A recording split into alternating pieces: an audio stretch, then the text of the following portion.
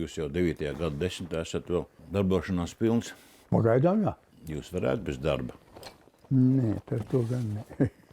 Ziemā tā ir tāda pagrūta lieta, jo nav, kā saka, nevar to koku kaltama masīvi ilgstoši, bet, atliek tikai tad, kā saka, šķiklēt sniegu, vēl kaut ko tam līdzīgi izdomāt, lai būtu kustība.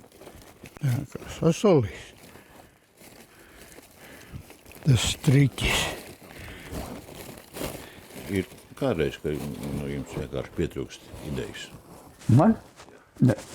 Kas jūs dan uz priekšu? Ja es nekustētos, nedarītu nekā droši vien, ka arī sen būtu tajā saulē. Tas ir, kā saka tā, piepildīt tukšumu, ja? Jo neko nedarīt, tas nozīmē jau pacelt rokas un laisties dibenā. Kā šeit top? Te būs, tāda, lauku sieva ar jēru, tur viņi redz, jaundzimušo. Tas varētu nosaukums būt.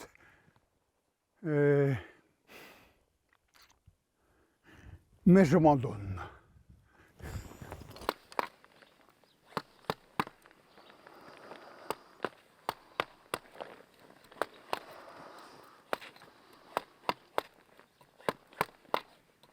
Lielā augstumā runā, sen aizmirsuši, protams, to teicienu lauskis. Jā.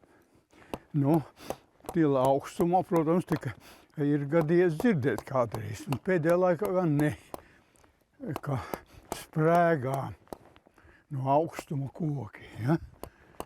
Un man pat gadījās vienu nopirkt ozola bluķi. Es neieskatījos sākumā, nebūtu ņēmis. Viņš bija ieplīs un, protams, aizaudzis pēc tam, vai ne? Nav jau lielu koku teresmu, ja? Šur tur gadās.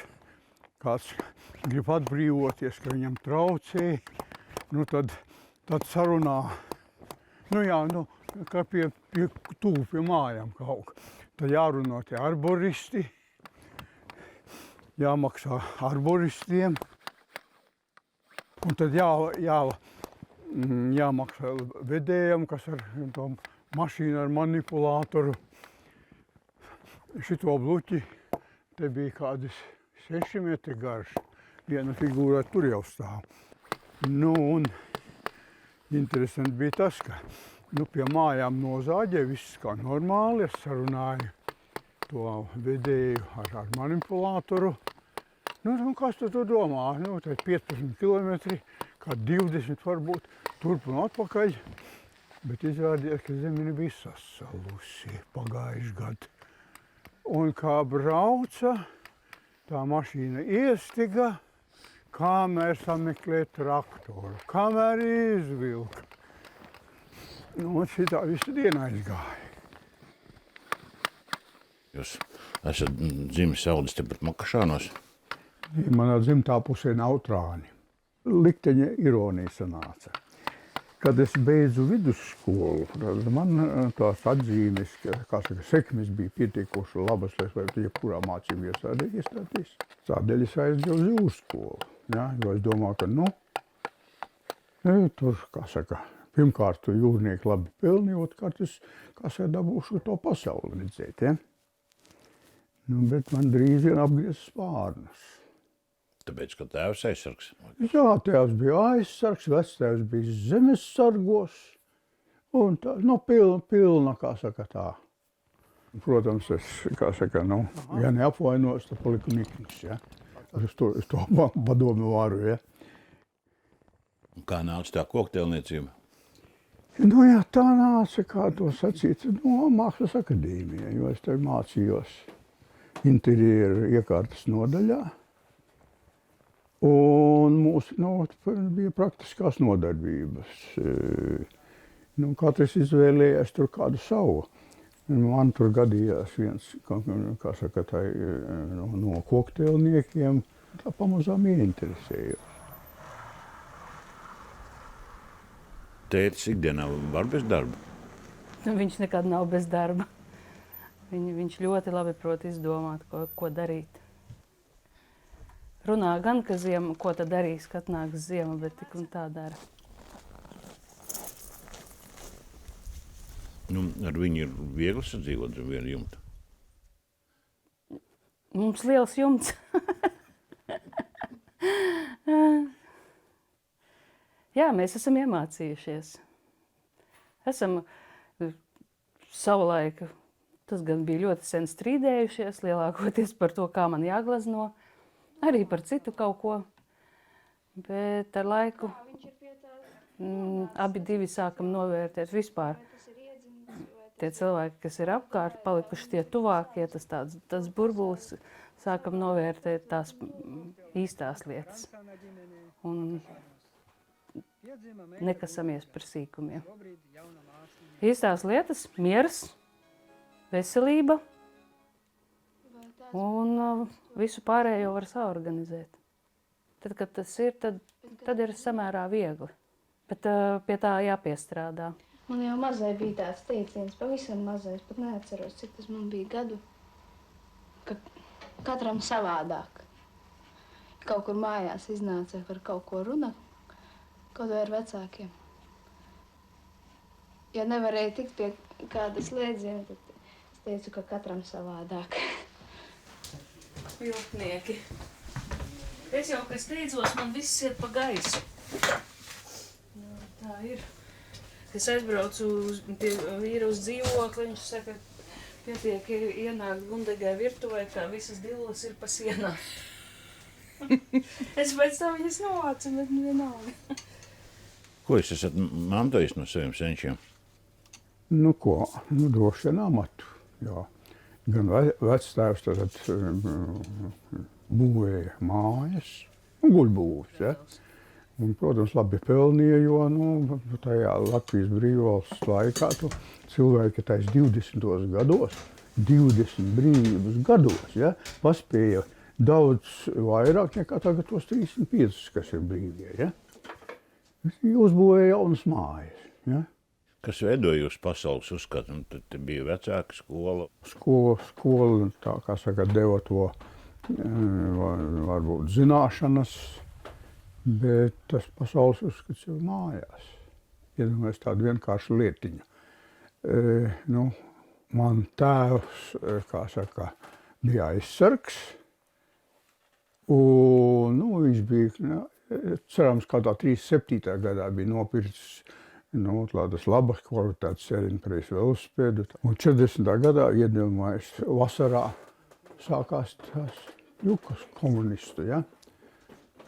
Un tēvs saņēma ziņu vienu dienu, ka jābrauc uz centru, uz aizsargu sapulci. Uzsēdinājis mani uz tā velosipēdu, aizbraucām. Ja? Tad bija liels bars to aizsargu sapulcējušies. Tas bija 16. jūnijas, īsi pirms okupācijas. Tad sapulcēti tie aizsargi, lai spriedīs, ko darīt, ko tam mēs tagad kā pretosimies. Un tāda es atcerējos to 16. jūniju. Te plāksnē jūs tekstu izdomājāt? Jā. Vai tais laikos, kad tā skola tapta, neliešu bija daudz? Tie jaunie neatkarīgās valsts priekšnieki vietēji, es domāju, ja? Viņi bija šausmīgi nelieši. Būtībā viņi atklāti kukuļņēmēji bija, ja? Nāca un, kā saka, zvanīja un pieprasīja, un kā tik nav gājis. Tāpēc es rakstu, ka tie nelieši. Protams, tagad viņi it kā kļūst mazāk, bet pilnīgi izskausti viņi nav. Savu dzīvi dzīvojat jūs sievai Lūcijai, daudz taču jūs nācies mīdīt? Es viņus nepārtraukti, bet no tā labuma, protams, nav bijis. Viņi palikuši niknāki.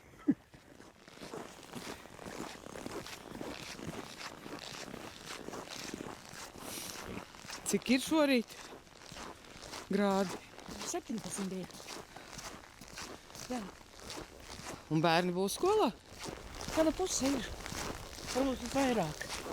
Un pēcpusdienā atbrauks Tālija, rīdznieki, 3 rīdznieki atbrauks, tos paņems kolēģi, un tad atbrauks gulbenieši 5.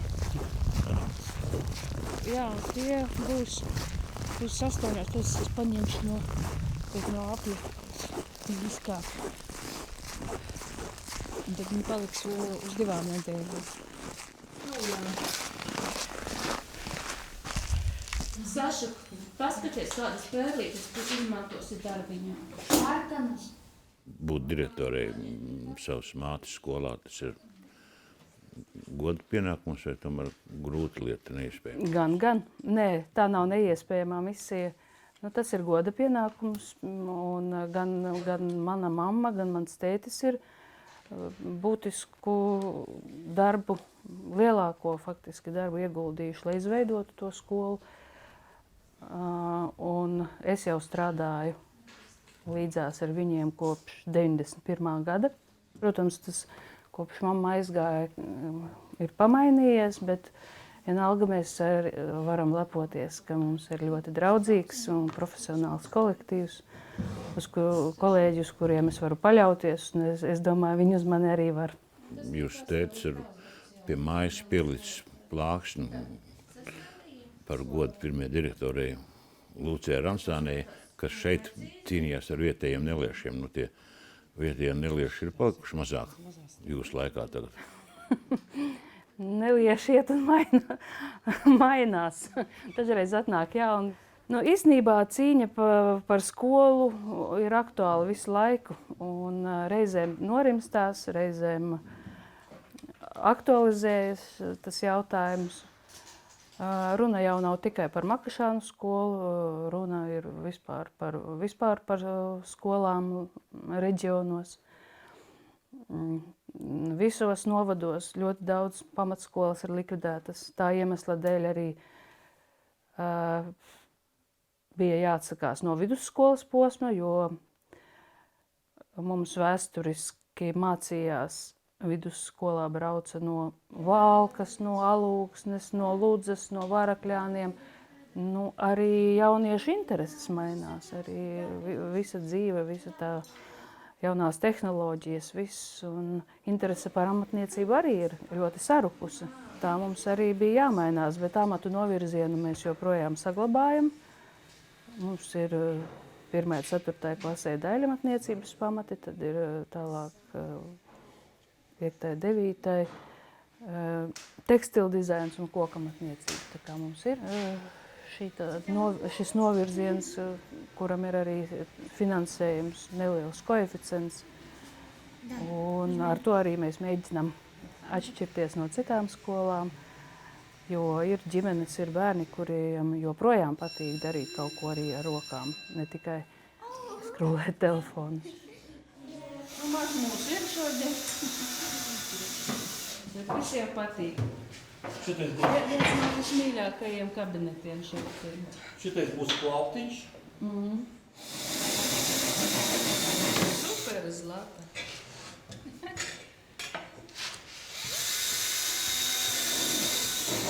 Meitene nepazudīja. Jā, mums ir 60 bērni. Un tā drīkst būt tik man? Šobrīd vēl drīkst. Nu, tā izglītības politika jau mainās pirmkārt līdz ar ministru maiņu, otrkārt līdz ar drošības situācijas maiņu. Tā mainās arī līdz ar pašvaldības vadību maiņu. Šobrīd 24. gada janvārī tieši skolai bija kārtējā akreditācija ar ierakstu zināšanai skolai, pašvaldībai un ministrijai, ka skola ir saglabājama kā izņēmums ar visu to mākslas un amatniecības klātbūtni. Bet miera jau nav nekad. Tagad jau, es domāju, neviens nevar būt ne par ko drošs. Vienkārši tāds laiks. Uz plauktiņš. Vienkārši vajag līdz galam sataisīt, lai šito vajag iekšā. Kurš to izdomāja? Meitene? Jā. Tu izdomāji? Mēs no sākumā skice zīmējam, izdomājam formiņā. Pie visa var pierast. Ir tādi gaišie mirkļi, kad arī izlasa tur kaut kādus sakarīgus grozījumus kaut kādos ministru kabineta noteikumos vai ka saņem kaut kādu sakarīgu cilvēku atbalstu tam, ko mēs darām, vai arī kādu kolēģu atbalstu.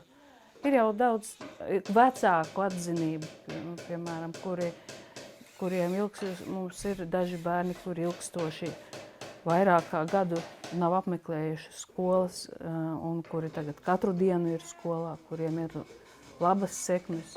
Ir ļoti daudz lietas, kas sniedz to gandarījumu un līdzsvaru.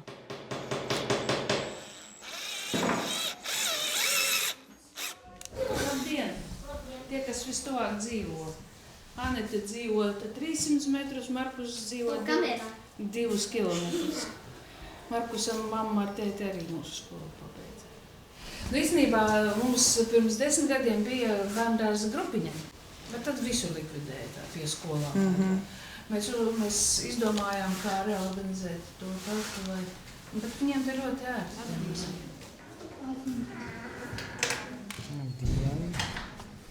Noņem kapuci, lūdzu. Labdien. Kā ir jūsu skolā nepietrūkst jums viena pedagoga, es domāju, par tēvu? Nu, viņš vienmēr ir par rokai, jo Covid laikā jau viņam bija 82, ka viņš teica, ka viņam ir apnicis, ka pietiek, ka viņam ir cits, ko darīt.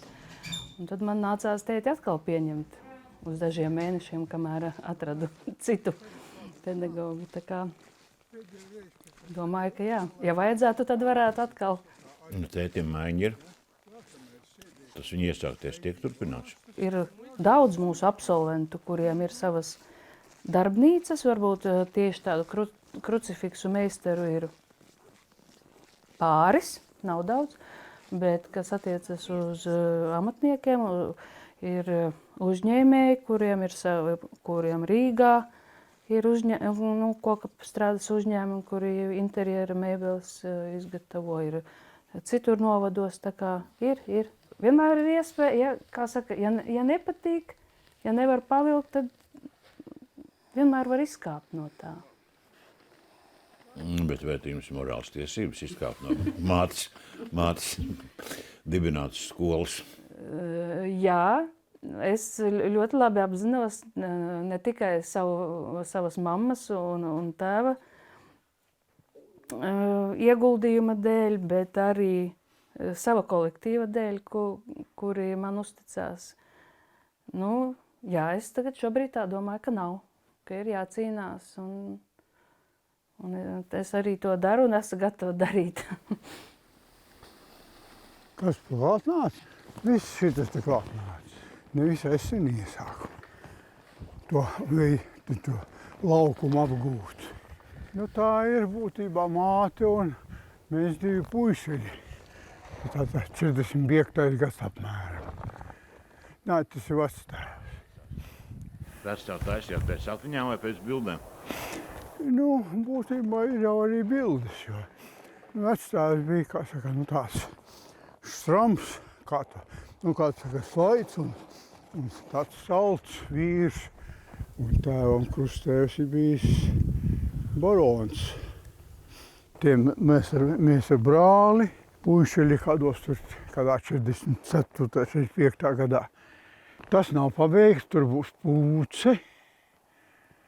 Tur iesākta viņi ir. Tur vēl viens ir sagatavots, tur vēl viens ir sagatavots. Nu, pamati, ja? Tur apsniedzis nevis. Darba pilns rokas. Jā, būs ko. Nu, jūs esat skaitījis, cik krucifikts jūs esat atjaunojis vai radījis no jauna? Daļēji atjaunot ir un arī pilnīgi atjaunot ir, bet cik skaitāji? 10 gan, jā, protams, jā. Tas ir tā, kā saka, savas domas, savas atmiņas, es ielicis. Pēdējā laikā es faktiski tos pasūtījumus nevēlos, jā. kādu reizi kaut ko uztaisu. Ja? Un tad man atkal nesen zvanīja no Rīgas kaut kādas tur parka skulptūras vai ka taisīt. Negribās taisīt to, tas, kas, nu, jā, kas mani neinteresē. Kas tad labs vai slikts tam cilvēkam ir jāizdara, lai no viņa taptu saršs ar jūsu rokām? Kā nu kuru reizi? Dažreiz vienkārši tas ir, nu, kā to sacīt, nu, noķer tā cilvēka to smieklīgo, jeb to kā sakas, īpatnību. Nu, ir jau tādi, kurus es tātad labsirdīgi esmu mēģinājis attēlot, bet ir arī tādi ne vairs vienkārši humoru, bet pat ar sarkazmu, indīgi, diezgan indīgi, tā kā visādi ir. Nu, redziet, tas ir ar to jautājumu, kas es esmu. Te ir mūsu pirmais brīvvalsts prezidents, tātad jautā, kāpēc tas Gailis virsū, bet tad jau Gailis bija premjers. Tā kā es gribēju parādīt to, ka Gailis lielāks noteicējs nekā prezidents. Tas man, kā sakam, bija tādas pārdomas par Latvijas skolotāju. Kas būtībā tā arī ir, jo no skolotāja prasa visu, bet tiesību viņam nav nekādu. Cik jūs gadus nostādājat par pedagogu? Pat nav 50 un pat vēl 2. Jā, tā ir sirsniņa mājiņa. Ar mūsu visu 3 pakāpju varas sistēmu. Ja? Tur arī rakstīts ir tātad augšā tas ir ministru kabinets, ja? Vidū finanšu ministrija, jā, Cirvis rokā tāpēc, ka finanšu ministra cērt to visus to, kā saka, ienākumus. Apcēp budžetu. Jā, apcēp budžetu. Ja? Te apakšā ir tā Seima, tas ir kapracis. Visa kapracis. Ja? Nu, kas tā par sarkanu ar mieti? Redziet, tā bija mūsu pašu tautiete, izglītības ministre. Novadniece. Novadniece. Kāpēc viņa tai padomju formā? Nu, tādēļ, ka tāds viņas darba stils bija. Un kas tur uz cūks jāja? Nu, tā ir arī mūsu faktiski latgaliskās izcelsmes ministre Čakša. Jā, jo viņas vadības stils bija tāds, nu kur tā cūka aiznesīs? Te es mēģināju arī maestro uztaisīt.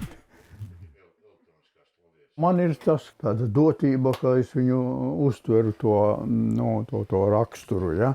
Nu, saržos ir, hiperbolizēti parādīts, ja? Bet šī tā. Jāmēģina, citādi tam nav jēgas taisīt. Ja? Es, piemēram, nesaprotu, taisa pieminekļus, ja? Citi, ja? Kāda jēga taisīt tādu pieminekļu, ka cilvēks nav atpazīstams. Ne?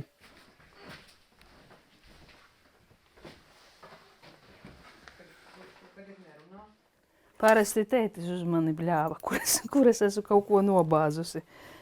Bet tad es teicu, mēs abi trenējāmies nomainīt toni.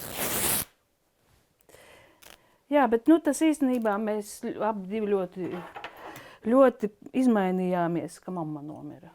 Pirmkārt, tad, kad mēs viņu kopā mārstējām, un tādi notikumi cilvēkus pamaina. Un mēs abi savus raksturus tā kā palabojām. Kāds ir tas tēta noslēpums? Kas ir viņa dzinulis savā 9. gadu desmitā tagad, ne brīdi bez darba nedzīvot? Es domāju, ka tādi gēni. Mēs jau abi divi arī viens otru šajā ziņā tā kā motivējam. Man ļoti patīk agrie rīti, 5, ja man izdodās celties 5, tad man laika pietiek. Tad es eju paglaznot, tad es varu stundu vingrot, tad es varu sagatavot brokastis, apdomāt dzīvi un ar labu noskaņojumu aiziet uz skolu.